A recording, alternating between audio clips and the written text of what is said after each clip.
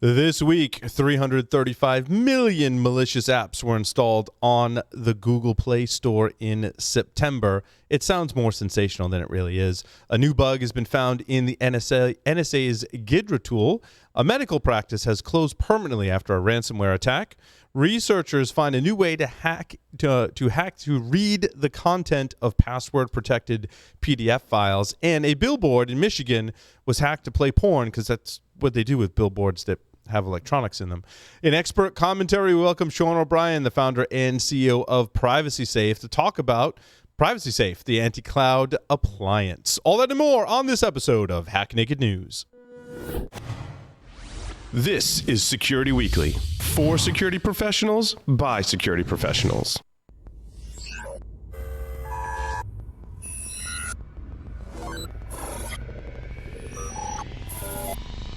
Broadcasting live from G-Unit Studios in Rhode Island, it's the show that brings you the security news each week. And despite popular belief, we do wear pants. It's Hack Naked News.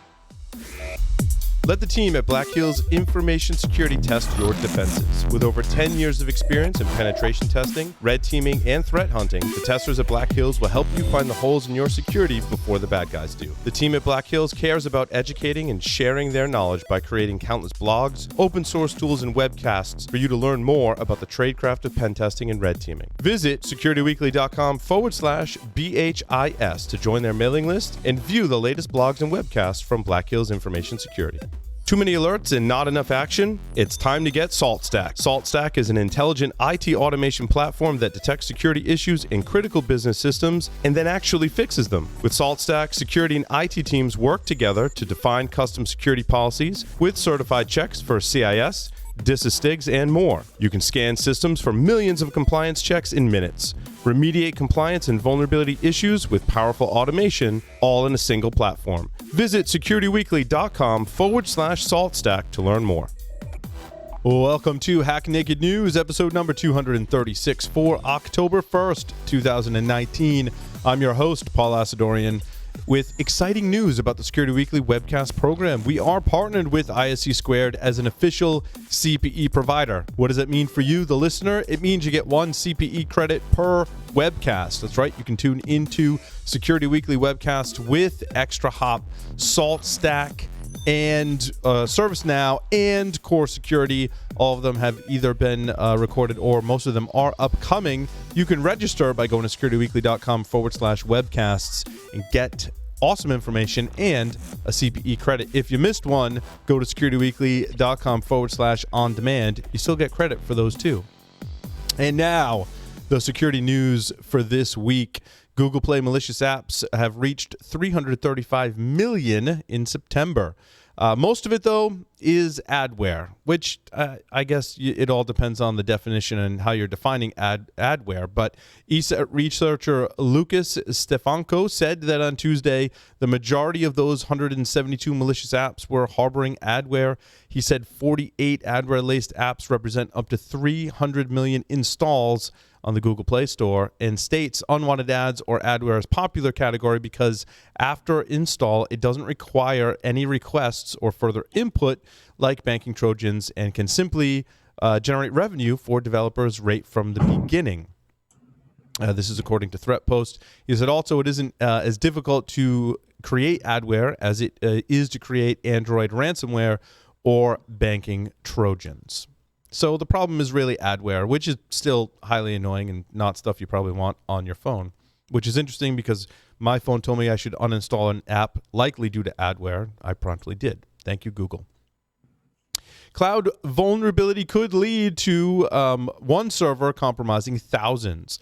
To me, this is just sloppy sysadmin, and I'll cut right to the chase on how they actually discovered this vulnerability. They were doing an investigation. They explored the control panel of the hosting company and saw there was an SSH connection between their server and the cloud provider. Public key had been pre-installed to access the server, prompting the team to wonder whether the management software was using the same key pair to manage every server. Researchers found, guess what? That was the case. They could launch SSH connections to any server within the hosting company. They could do this even if they didn't have the private key, which granted the same level of root access the provider had. To me, that's just sloppy sysadmin. and obviously should be avoided. A critical remote code execution vulnerability has been patched in Exim mail server. We cover this like every week. I feel like it's like the new Exim exploit and vulnerability. My advice is to just uninstall Exim, keep it off your systems, and that's all. Next story. A new bug found in NSA's Ghidra tool. The vulnerability allows a remote attacker to compromise exposed systems, according to NIST.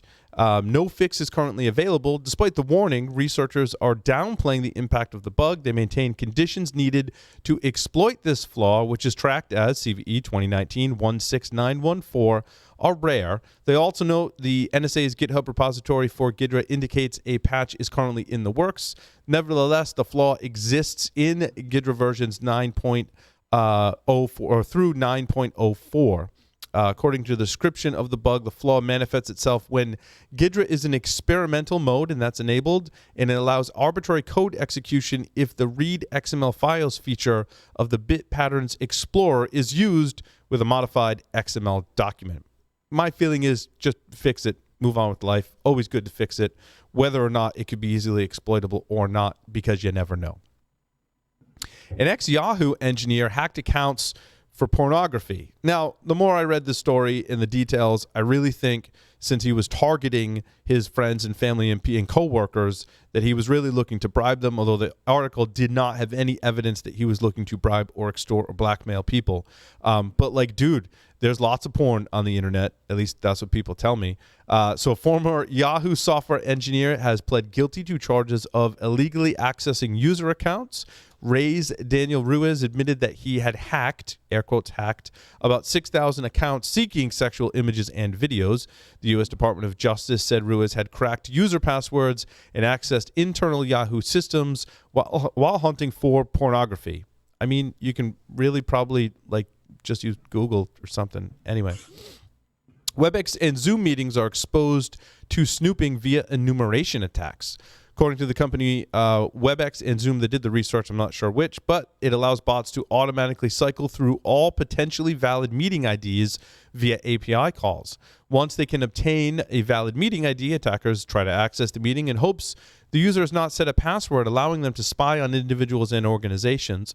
The vulnerability is even more worrying in cases where users sought to simplify meeting management by setting up a personal ID. Once they obtain this meeting ID, attackers are able to snoop over extended periods of time. The vendors have not identified this as a vulnerability. Of course, to me, this really just means more restrictions on APIs that will increase the time it takes to maybe code against them. Of course, these are unauthenticated API requests, so we'll see what happens there. I guess setting passwords on your meetings is probably a good thing. A medical practice closed permanently after a ransomware attack. Very little information about the attack is provided in the statement on the website. However, it does say the firm was the victim of a ransomware attack that resulted in its patients' personal health care information being encrypted. There is no indication of the ransomware type nor the value of any ransomware or ransom demanded. There is no indication that the incident was reported to the FBI nor whether any third-party security experts were employed to investigate the incident. The attack occurred on August 10th, 2019. And is dated on September 18th, 2019 in the communications. In the intervening weeks, it can be assumed that the firm tried and failed to recover its patients' healthcare records and that the attack encrypted their servers containing electronic health records as well as the backup drives, according to the firm. So that's a really impactful ransomware attack and just one more reason why we need to secure our stuff. Researchers find a new hack to read the contents of password-protected PDF files. This new attack is dubbed PDFX, something like that. The new set of techniques includes two classes of attacks that take advantage of security weaknesses in the standard encryption protocol built into, of course, the portable document format or PDF. PDFX attacks don't allow an attacker to know or remove the password for an encrypted PDF.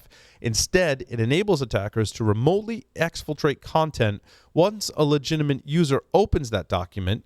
In other words, PDFX allows attackers to modify a protected PDF document without having the password in a way that when opened, that contents of the decrypted file is sent to a server on the internet. There are some really deep technical details in the article, and I suggest you go read them, wiki.securityweekly.com, as it looks really cool and supports multiple different formats and PDF readers and writers. Hackers turn to OpenDocument format to avoid AV detection. Most AV systems, as you know, are able to detect malicious documents if mostly they're of common types, such as PDFs that we just talked about or Microsoft Word documents. However, it seems many don't thoroughly check open standards such as ODT. The article states that in one example highlighted by the Cisco Talos team, attackers used a malicious ODT file with an embedded object, embedded linking and embedding, or OLE, or OLE, as I like to say. OLE files are used to link, embed, or link documents together for sharing data across applications. Next, the ODT used the embedded OLE to trigger HTML applications, HTA, into action. The HTA script then downloads remote Trojans, and the attack scenario goes on from there with malicious emails and all sorts of nefarious things. A billboard in Michigan was hacked to play porn for drivers along I-75, according to iHeartRadio. This prank, which I use in air quotes, which is the wrong word because this is a crime and totally not worth it, and probably the sixth or seventh time we've covered a story where people have done this. The article quotes that promoting pornography and or promoting pornography for minors by disseminating any pornographic materials, images, or videos is a violation of an Auburn Hills local ordinance with the possibility of a penalty of 90 days in jail or a $500 fine. However, it doesn't stop there. The suspects now also face potential burglary charges for forced entry into the building to gain access to the computer system, which could be multiple felony offenses. Auburn Hills Police said in the statement. I do think one of the comments from the drivers is pretty funny, as they state, "It was very bizarre," says Chuck McMahon. He said, "I thought it maybe was a billboard for a strip club or something, and I was like, huh, wow, that's porn." Yep, that's porn, Chuck. We'll take a short break, and after that, come back with expert commentary from Sean O'Brien. Stay tuned. Make sure your team is prepared to fight off the latest cybersecurity threat. IT Pro TV is the resource to keep you and your IT team skills up to date. You can stream IT Pro TV courses live and on demand, so there's no need to send staff to off-site training. Team subscriptions include Pro Portal, so managers have full control over your team's training schedule. Go to itpro.tv/hack-naked and use the code HN30 to try it free for 7 days and receive 30% off your monthly membership. The question is simple. Have any of the systems on my network been compromised? The answer is harder than it should be. Enter AI Hunter. Active Countermeasures has automated and streamlined techniques used by the best pen testers and threat hunters in the industry to create AI Hunter, a network threat hunting solution that does the first pass of a hunt for you to identify systems that are most likely to be compromised and scores the results on a scale from 0 to 100. You can then research those systems in depth with AI Hunter. Focus your valuable time on the systems that need your expertise with AI Hunter. Sign up for a personal demo today at securityweekly.com/ACM. Welcome back, everyone, to Hack Naked News. When I read that last story out loud, it dawned on me that Chuck was like trying to play it cool, like he'd never seen porn before, because like his wife might have been watching it. He was like, I think that was porn. I guess that's what porn would look like if I were to know what that looked like. You go, Chuck. With me today for expert commentary is Sean O'Brien. He's the founder and CEO of PrivacySafe, and he's here to tell us all about it. And our listeners can learn more at securityweekly.com/privacysafe. Sean, welcome to the program. Happy to be here, Paul. Hey, it's nice to have you on the show today, and I'm excited because, well, I get excited about a lot of things, and entrepreneurs that create their own companies and now go off and do this full time. It's just an awesome thing. I love it. So, Sean, why don't you start by telling us, like what problem you were solving and the solution that you created and what it does. Sure. So PrivacySafe is solving a problem that you've basically covered in 4 or 5 items in the news Sure. that you just did now, right? We share files via the internet, via untrustworthy methods, especially when we're collaborating with other people, especially when we're in a rush, right? And that kind of thing causes data breaches. It causes, ransomware, infiltration, all kinds of stuff. And it's funny you frame it that way, Sean, because I was thinking after I looked at the news, and there was another article that I didn't cover that talked about how easy it was to basically hack people over email, for lack of a better term, right? Or execute email phishing is what we would probably say as security professionals. But I was like, if we could just not use email for a lot of things, and better yet, not send attachments over email and find a better way to do that. And it sounds like that's kind of where you're going, right? Sure. So the interesting thing about the internet, right, is that it was started as a storage system, right? Sharing documents, making sure other people can see those documents and potentially edit and send them back to you, right? But when you do workshops, and we do a lot of workshops at something called Yale Privacy Lab, which I also lead here at Yale Law School, we don't have a secure way or private way or both, right, that's easy for people to use to collaborate and share files. So folks do use things like email, right? They do use things like Dropbox and all these cloud services. And of course, there's a price with those cloud services. Even if your data is not being snooped on by the data provider, the metadata, who you're talking to, when you're talking to them, where you're talking from, right? Where the files originate, where they end up. All of that information is being tracked by the providers. So what we're trying to do here with PrivacySafe is bring our data home. Very simple concept. We want to put small little mini computers, we call them IoT data storage appliances, right? Nice. These little mini computers, we want them hooked up to the network, and we want other people to be able to access those files. But we also want people just to be able to have a comfort that their own files, their own photos, their own documents are in a safe space that they can actually put their hands on. So the storage, does it happen in the cloud or on these devices? So it happens on these devices. I've got a little mini prototype here. We've got a little single board computer here. This is a BeagleBoard AI board, the new board that they came out with. Oh, nice. And basically your storage will live on this device or external storage plugged into it, a hard drive, et cetera, et cetera.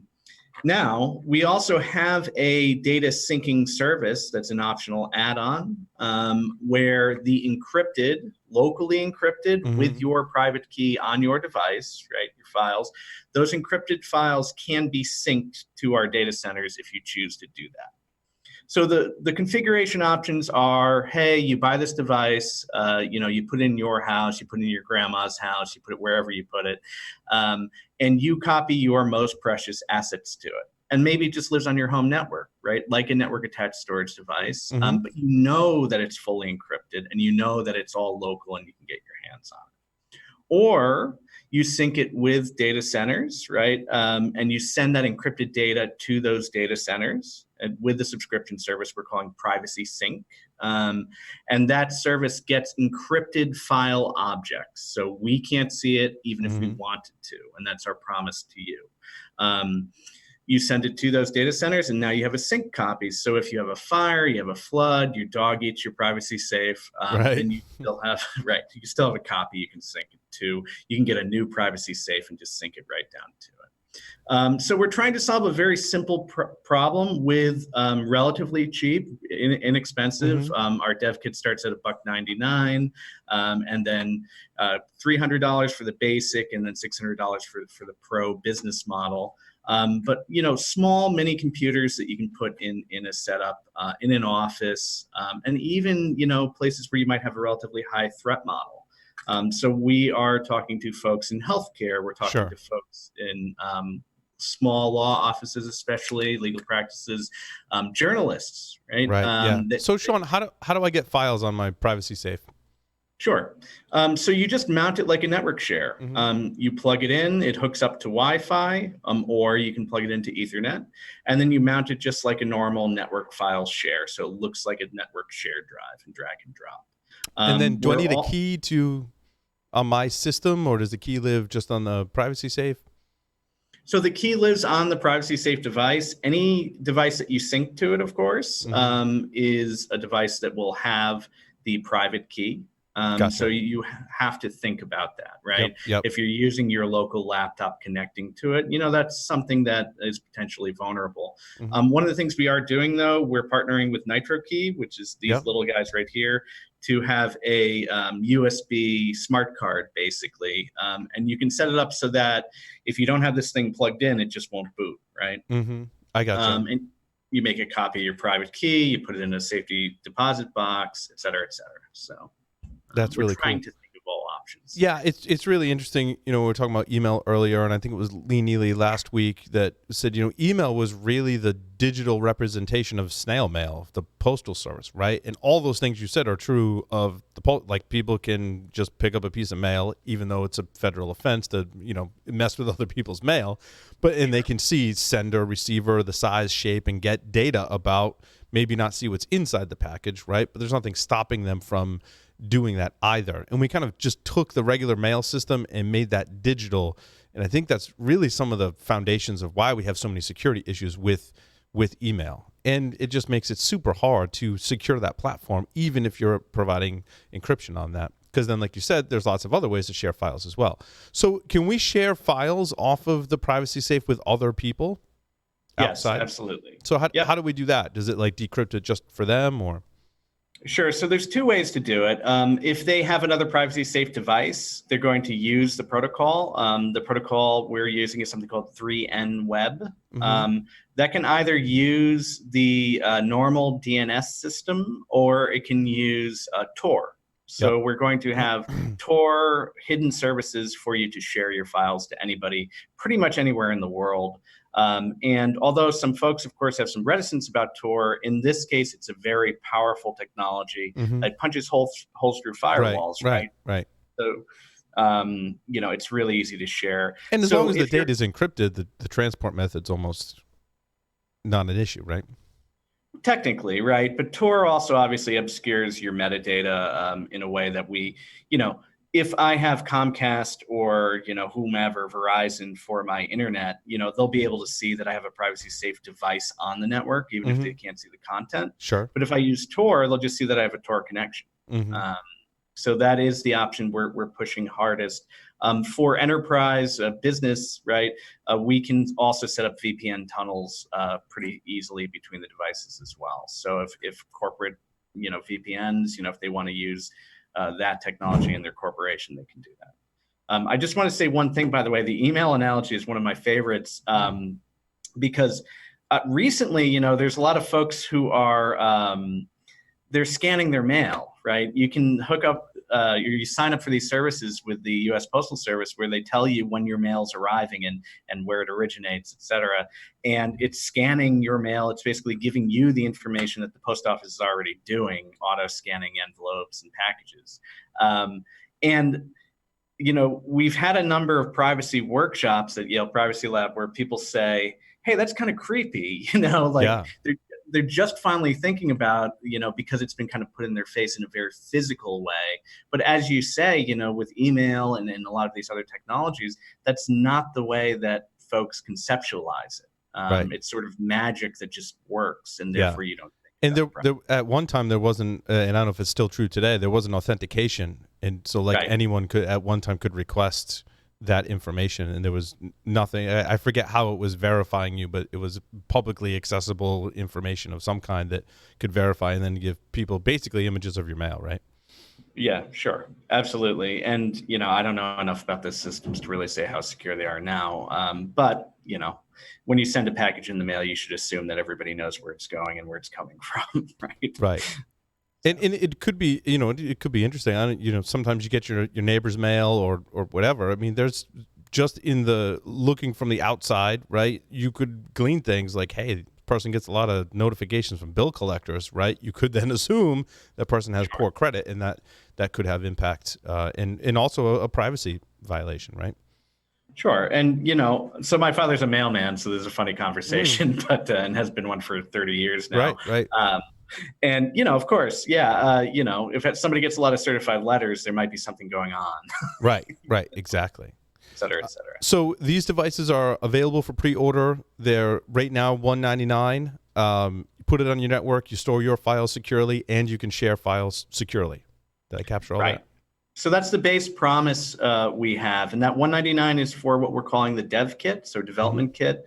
That's going to have the software at whatever level of maturity, functional, of course, but whatever level of maturity we're at in February when we ship.